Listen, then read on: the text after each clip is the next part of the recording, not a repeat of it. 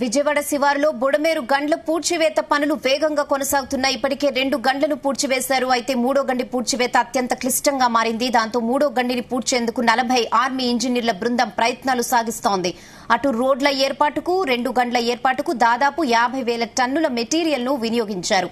గండ్ల పూడ్చివేతను మంత్రి నిమ్మల రామానాయుడు రాత్రి పగలు తేడా లేకుండా దగ్గరుండి మరీ మానిటర్ చేస్తున్నారు.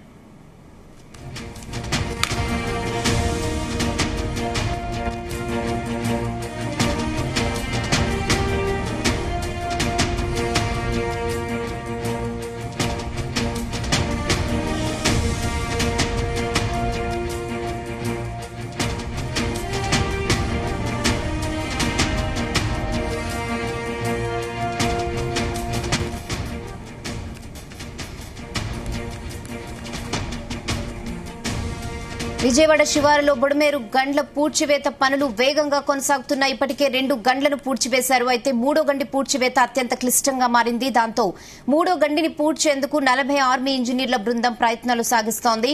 అటు రోడ్ల ఏర్పాటుకు 2 గండ్ల ఏర్పాటుకు దాదాపు 50,000 టన్నుల మెటీరియల్ ను ఉపయోగించారు.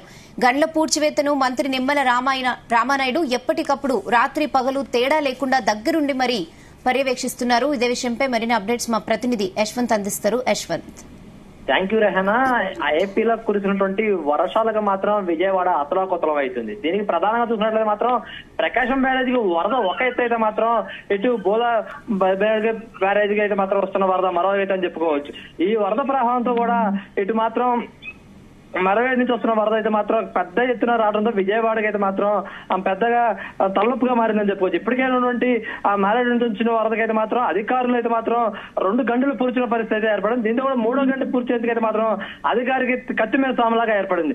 దీంతో కూడా గత 2 రోజుల నుంచి కూడా 3వ గంట పూర్చేందుకు అధికారులు అంతా ప్రయత్నం చేస్తున్నప్పటికీ కూడా వాళ్ళు ప్రయత్నాలు విఫలం చెందుతున్నాయి. దీంతో కూడా కేంద్రానికి మద్దతున్నటువంటి ఆంధ్రప్రదేశ్ ముఖ్యమంత్రి చంద్రబాబు నాయుడుకి అయితే మాత్రం కేంద్ర సహాయం అందిందని చెప్పుకోవచ్చు. దీంతో కూడా కేంద్రం నుంచి వచ్చినటువంటి ఆర్మీ అధికారులు 50 మంది అయితే మాత్రం నిన్న తెల్లవారుజామున విజయవాడ చేరుకున్నారు. విజయవాడ గన్నవరం ఎయిర్పోర్ట్ నుంచి స్థానికంగా ఉన్నటువంటి గండి వద్దకు అయితే మాత్రం ఈ ఆర్మీ అధికారులు వాళ్ళే ఈ గండిని పూర్తి చేసేందుకు అయితే మాత్రం సహాయ చర్యలు చేపట్టారు. ఇప్పటికే అక్కడ ఉన్నటువంటి గండి పూర్తి చేసేందుకు అయితే మాత్రం 50 మెట్రిక్ టన్నుల ఉన్నటువంటి మెటీరియల్ స్థానికంగా కావాలని చెప్పేసి చెప్తున్నారు. ఇప్పటికే ఆ గండి నుంచి అయితే మాత్రం పెద్ద ఎత్తున వరద ప్రవహిస్తున్నప్పటికీ కూడా ఈ గండిని పూర్తి చేసేందుకు అయితే మాత్రం ఈ ఆర్మీ అధికారులు చేస్తున్నారు.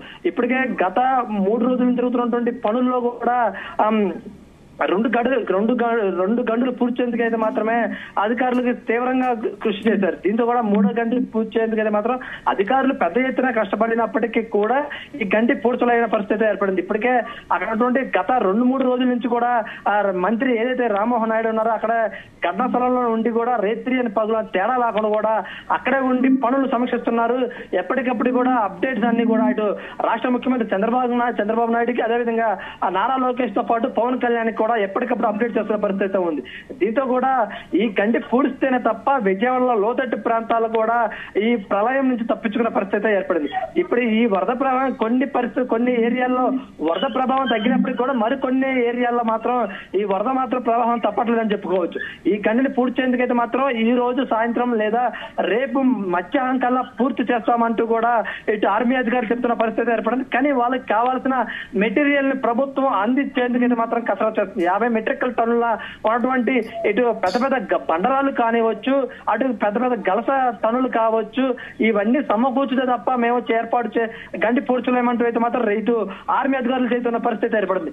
అయితే మాత్రం ఇక్కడ ఇబ్రహీంపట్నంలో ఉన్నటువంటి ఏదైతే కొండపల్లి ప్రాంతంలో ఉన్నటువంటి గుట్టలు కానివచ్చు, అదేవిధంగా ఇటు ఏదైతే మొన్న జరిగినటువంటి కొండల సమీపంలో ఉన్నటువంటి కొండరాలకు సంబంధించినటువంటి ఆ ప్రాంతంలో ఉన్నటువంటి కూడా ఇక్కడికి తరలించేందుకైతే మాత్రం సుమారు 50 పెద్ద లారీ టన్నుల టర్బోలను కూడా ఇక్కడికి తరలించిన పరిస్థితి ఉంది. పెద్ద పెద్ద పొక్లైన్ల సహాయంతో కూడా ఈ గండి పూడ్చేందుకైతే మాత్రం అక్కడికి వాహనాలను కూడా పెద్ద ఎత్తున చేర్చారు. దీంతో కూడా ఈ రోజు సాయంత్రానికి అక్కడికి 50,000 మెట్రిక్ టన్నుల ఉన్నటువంటి కంకర్ను కూడా తరలించేందుకైతే మాత్రం అధికారులు కసరత్తు చేస్తున్నారు. దీంతో ఈ రోజు అక్కడికి ఈ మెట్రిక్ టన్ తరలిస్తే కనుక ఈ రోజు రోజునే ఆర్మీ అధికారులు అయితే మాత్రం పనులు ప్రారంభించేందుకు అయితే కసరత్తు చేస్తారు. ఒక పక్క వరద వస్తున్నప్పటికీ కూడా ఈ వరదని తట్టుకొని కూడా శాస్త్రంగా ఈ అయితే ఆర్మీ అధికారులు వేసేటువంటి కరకట్ట అయితే మాత్రం శాస్త్రంగా ఉండేందుకు, అదేవిధంగా పటిష్టంగా ఉండేందుకు కూడా ఈ అధికారులు అయితే ఆర్మీ అధికారులు కూడా చేస్తారు. దీనికి కావాల్సినటువంటి ప్రణాళికలను కూడా రూట్ మ్యాప్ ను కూడా ఈ ఆర్మీ అధికారులు కూడా ఏర్పాటు చేసుకున్నారు. వాళ్ళకి కావాల్సినటువంటి ఏర్పాట్లతో పాటు అన్ని సౌకర్యాలు కూడా ఇటు ఆంధ్రప్రదేశ్ ప్రభుత్వం కూడా ఏర్పాటు చేస్తుంది.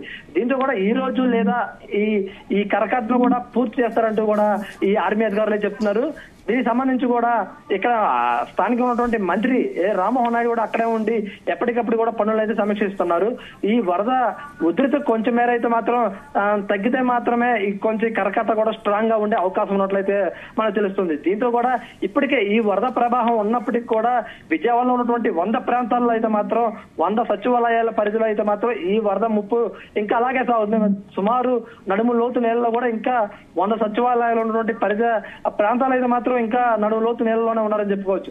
ఈ వరద ఉధృతి తగ్గితేనే తప్ప ఇటు విజయవాడలో ఉన్నటువంటి లోతట్టు ప్రాంతాల ముప్పు నుంచి కూడా బయటపడే అవకాశం ఉంది. అయినప్పటికీ కూడా ఈ ఆర్మీ అధికారులు అయితే మాత్రం మేము చేసేందుకైతే మాత్రం పెద్ద ఎత్తున కృషి చేస్తున్నారని చెప్పుకోవచ్చు. Rehana. Okay Yashwant, thanks for the updates.